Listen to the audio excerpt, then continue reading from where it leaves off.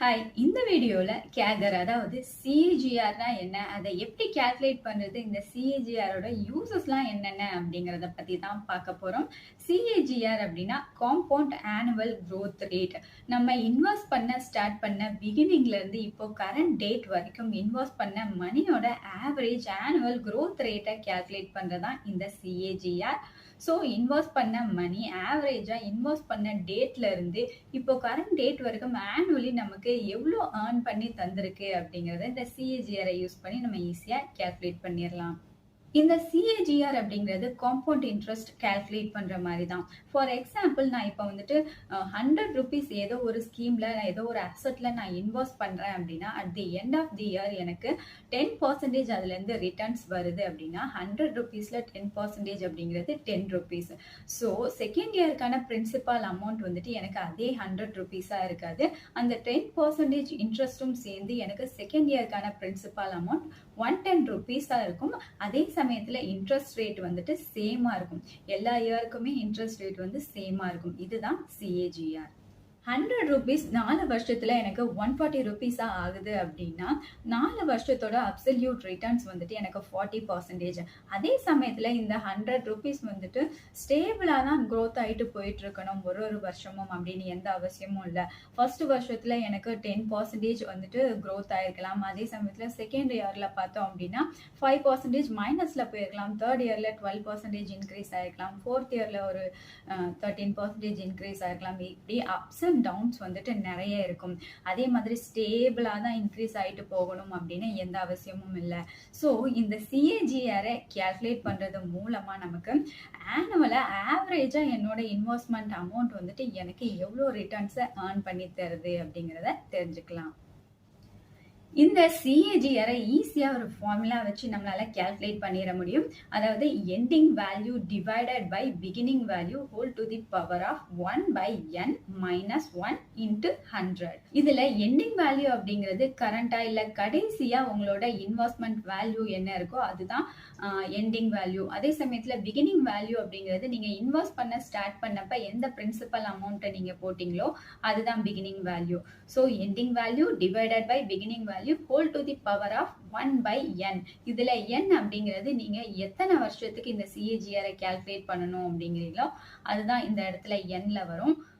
இப்போ ஒரு சின்ன எக்ஸாம்பிள் மூலமா பார்க்கலாம். நான் இன்வெஸ்ட் பண்ண பிகினிங் அமௌண்ட் 100 rupeesனு வச்சுக்கலாம். 4 இயர்ஸ்ல அந்த 100 rupees வந்துட்டு 140 rupees ஆயிருக்கு. ஸோ 4 இயர்ஸ்ல எனக்கு வந்துட்டு அப்சல்யூட் ரிட்டர்ன்ஸ் பார்த்தோம் அப்படின்னா 40% கிடைச்சிருக்கு.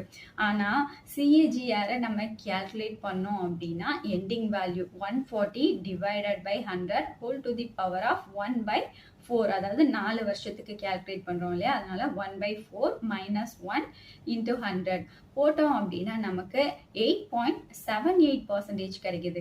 ஸோ அப்சல்யூட் ரிட்டர்ன்ஸ் பார்க்குறப்ப 40% இது ஒரு நல்ல ரிட்டர்ன்ஸ் மாதிரி தெரியலாம்.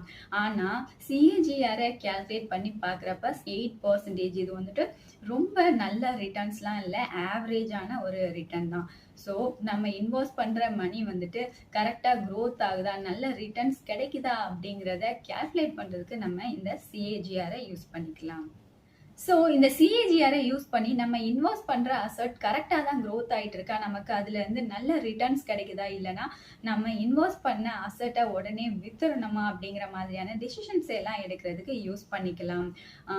இது வந்துட்டு ஒரு ஸ்டாக்கை வாங்குறதா இருக்கட்டும், இல்லைன்னா ஒரு மியூச்சுவல் ஃபண்டை வாங்குறதுக்கு முன்னாடி அந்த மியூச்சுவல் ஃபண்ட் எப்படி பெர்ஃபார்ம் பண்ணியிருக்கு அப்படிங்கிறது இந்த CAGR வச்சு நீங்க ஈஸியா தெரிஞ்சுக்க முடியும். அது மட்டும் இல்லாம நம்ம இன்வெஸ்ட்மெண்ட் போர்ட்ஃபோலியோ இருக்குல்ல, நம்ம இன்வெஸ்ட் பண்ண ஸ்டார்ட் பண்ணப்ப நம்ம எவ்வளோ அமௌண்ட் அதுல இன்வெஸ்ட் பண்ணியிருக்கோம், இப்போ நம்ம போர்ட்ஃபோலியோல எவ்வளோ இருக்கு அப்படிங்கிற விஷயங்களை வச்சு நம்ம ஈஸியா நம்ம இன்வெஸ்ட்மெண்ட் போர்ட்ஃபோலியோவோட CAGR கால்குலேட் பண்ணிடலாம். அது மூலமா நம்மளோட போர்ட்ஃபோலியோ எப்படி பெர்ஃபார்ம் பண்ணிட்டு இருக்கு, நல்ல ரிட்டர்ன்ஸ் தான் நமக்கு கிடைக்குதா அப்படிங்கிற மாதிரியான டீடைல்ஸ்லாம் நம்மளால தெரிஞ்சுக்க முடியும். ரூல் ஆஃப் 72 பத்தி நம்ம ஏற்கனவே வீடியோஸ் போட்டிருக்கோம். அதாவது நம்ம இன்வெஸ்ட் பண்ண அமௌண்ட் ஒரு பர்டிகுலர் ரேட் ஆஃப் இன்ட்ரெஸ்ட்ல இன்க்ரீஸ் ஆயிட்டே போச்சு அப்படின்னா எத்தனை வருஷத்துல நம்ம இன்வெஸ்ட் பண்ண அமௌண்ட் வந்து டபுள் ஆகும் அப்படிங்கிறது இந்த ரூல் ஆஃப் 72 வச்சு கால்குலேட் பண்ணிடலாம். அது மட்டும் இல்லாம நம்ம இன்வெஸ்ட் பண்ற மணி இத்தனை வருஷத்துக்குள்ள டபுள் ஆகணும் அப்படின்னா எத்தனை பெர்சன்டேஜ் ரேட் ஆஃப் இன்ட்ரெஸ்ட் இருக்கிற ஸ்கீமா பார்த்து இன்வெஸ்ட் பண்ணணும் அப்படிங்கிறதையும் இந்த ரூல் ஆஃப் 72 வச்சு கால்குலேட் பண்ணிக்கலாம். ஸோ இந்த சிஏஜிஆர் அப்படிங்கிறது ஃபியூச்சர்ல நம்மளோட மணி டபுள் ஆகணும், ஃபியூச்சர்ல நம்மளோட மணி எப்படி க்ரோத் ஆகணும் அப்படிங்கிறத ஈஸியா கால்குலேட் பண்றதுக்கு யூஸ் ஆகுது. நம்ம ஒரு கம்பெனியை பற்றின ஃபண்டமெண்டல் அனாலிசிஸான balance sheet analysis, profit and loss அனாலிசிஸ்லாம் பண்ணுறப்ப அந்த கம்பெனியோட ரிட்டர்ன் ஆன் ஈக்விட்டி எவ்வளோ அப்படிங்கிற கேல்குலேஷன் வந்து நமக்கு கிடைக்கும். இது ஒவ்வொரு வருஷத்துக்கும் ஒவ்வொரு பர்சன்டேஜாக இருக்கும். சில வருஷம் வந்து 10% இருக்கலாம், அடுத்த வருஷம் பார்த்தோம் அப்படின்னா 12% இருக்கலாம். இப்படி வந்துட்டு பர்சன்டேஜ் வந்து வருஷத்துக்கு வருஷம் வேரி ஆகும். ஸோ எனக்கு ஒரு ஆவரேஜ் ஆனுவல் பர்சன்டேஜ் கிடைக்கணும் அப்படின்னா நம்ம இந்த சிஏஜிஆரை யூஸ் பண்ணி அந்த கம்பெனியோட ரிட்டர்ன் ஆன் ஈக்விட்டி என்ன அப்படிங்கிறத ஈஸியாக கால்குலேட் பண்ணிடலாம். இந்த சிஏஜிஆர் அப்படிங்கிறது ஆக்சுவல் ஃபிகர் கிடையாது, ஆக்சுவல் ஆவரேஜ் ஃபிகர் இல்லை, இது ஒரு ரெப்ரசன்டேஷனல் ஃபிகர் தான். இதை யூஸ் பண்ணி அந்த கம்பெனியோட ரிட்டர்ன் ஆன் ஈக்விட்டி எப்படி இருக்கு அப்படிங்கிறத நம்ம ஈஸியாக தெரிஞ்சுக்க முடியும்.